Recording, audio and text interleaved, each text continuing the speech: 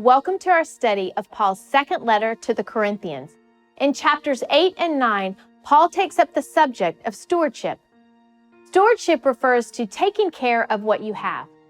The Word of God tells us that the spiritual well-being of a person can depend upon their faithfulness or unfaithfulness in their stewardship of things God has given them. In Luke 16, the Lord teaches in the parable of the unjust steward that if you are not faithful in the way you manage your money, God will not bless you with genuine spiritual riches. God may withhold spiritual blessings from you. In this passage, Paul teaches the Corinthians about faithful stewardship of our resources, which is about more than just money and possessions. While Paul writes to the Corinthians about stewardship, the church in Jerusalem is in great need. These are the very saints Paul persecuted the most when he'd been a Christ hater. Even knowing that Christ had forgiven him, it must have weighed upon Paul because he mentions his persecution of these beautiful believers frequently.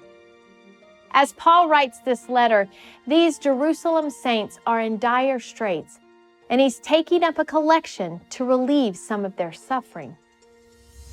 Though Paul seeks out Jews first, in every place he ministers, his primary focus is on the building up of the kingdom of God amid the Gentiles throughout the Roman Empire and beyond. Still, Paul goes all over that non-Jewish world where he'd had a fruitful missionary ministry and gathers financial offerings of love for the Jewish saints suffering in Jerusalem. Paul wants to bless the Corinthians by providing them an opportunity to share in that giving campaign. In 2 Corinthians 8 and 9, Paul gives his instructions regarding that collection. Now pay attention to some of the tactics that Paul uses to convince the Corinthian believers to be part of this great cause.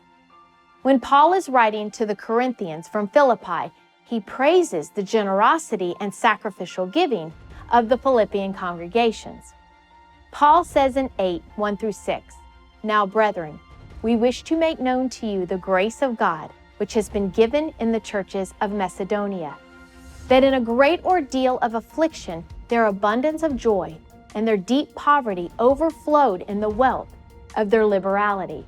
For I testify that according to their ability and beyond their ability, they gave of their own accord, begging us with much urging for the favor of participation in the support of the saints.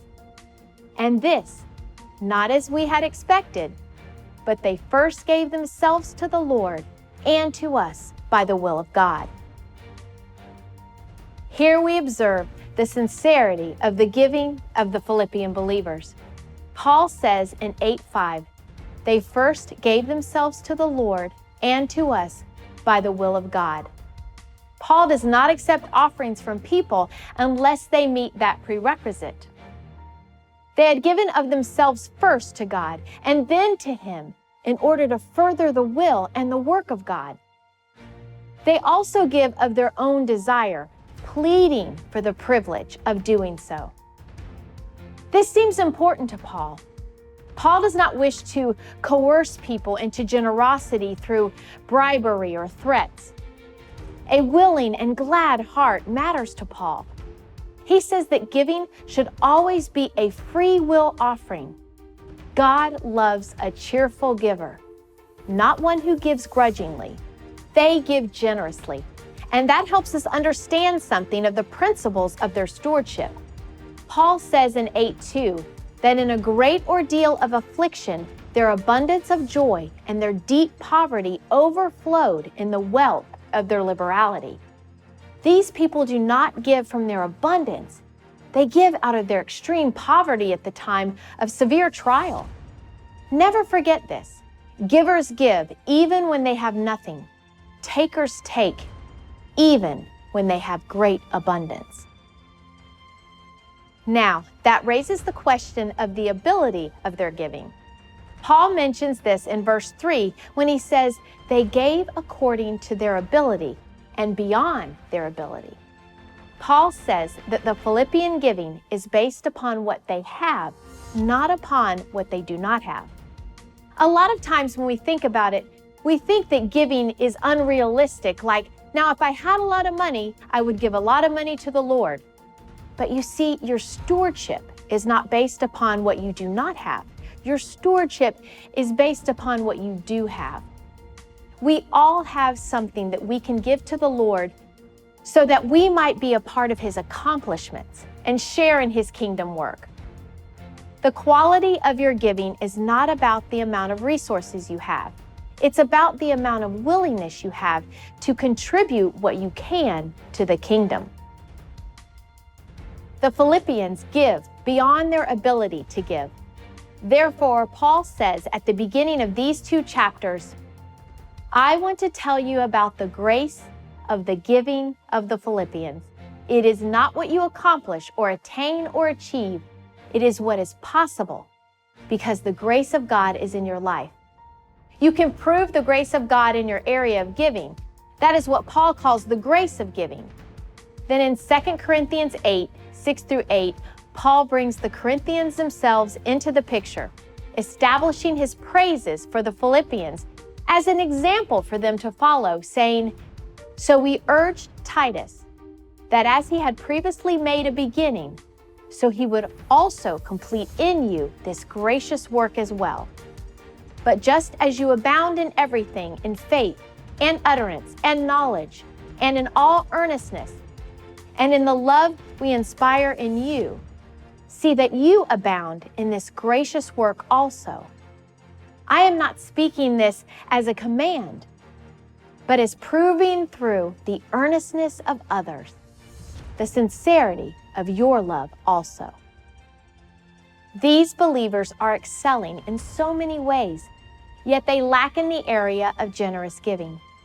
Paul bases his encouragement on this beautiful statement in 2 Corinthians 8, 9 through 10, saying, For you know the grace of our Lord Jesus Christ, that though he was rich, yet for your sake he became poor, so that you through his poverty might become rich.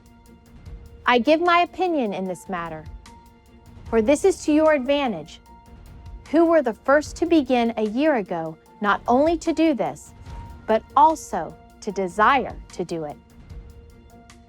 Here, Paul points to the richest person he can think of, the Son of God. He had everything, but he gave up everything for those he loved.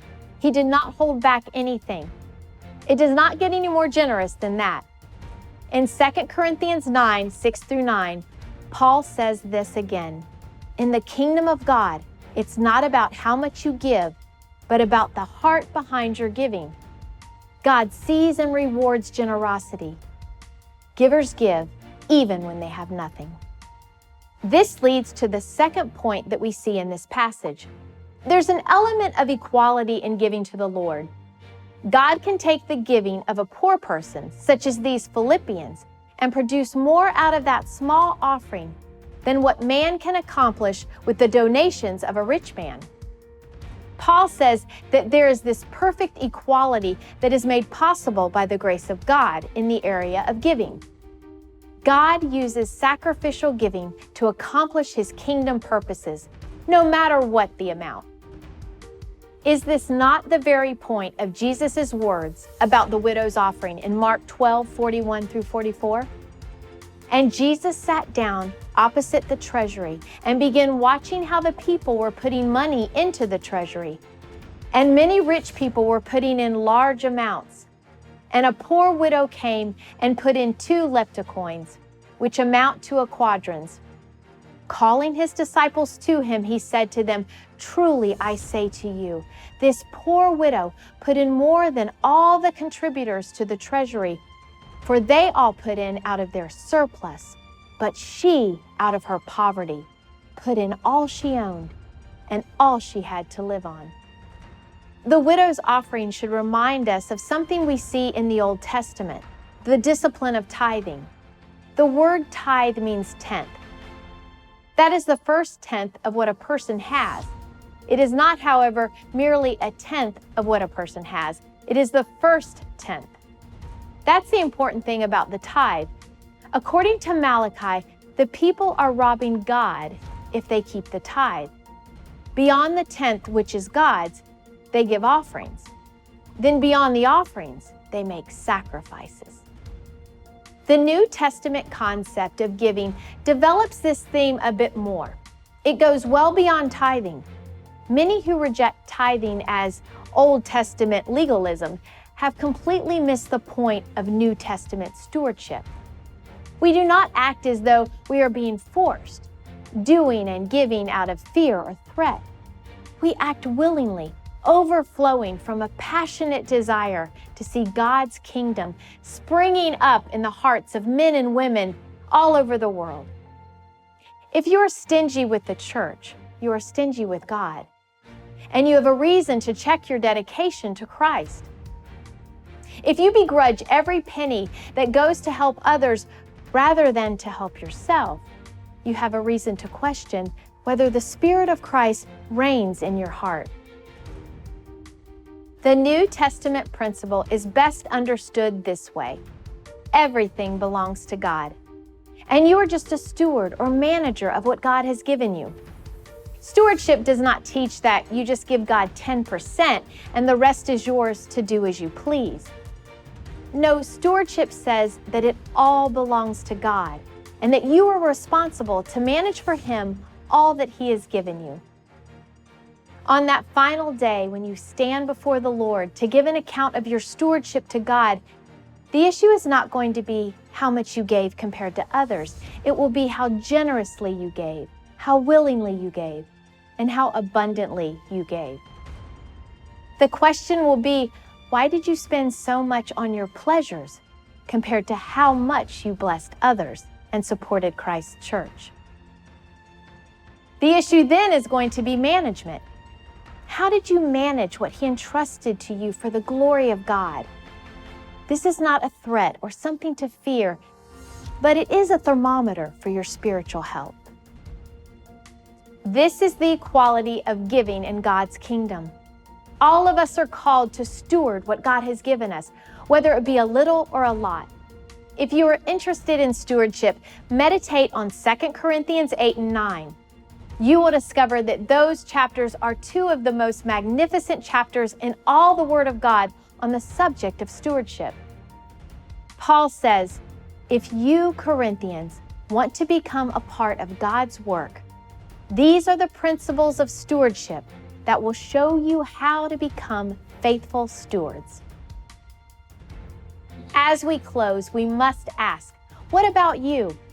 Do you realize that all you have belongs to God and that He asked you to be a good steward of it? Are you giving cheerfully to the work of God? Are you giving sacrificially? Be faithful with what you have, and God will bless you. That is His promise.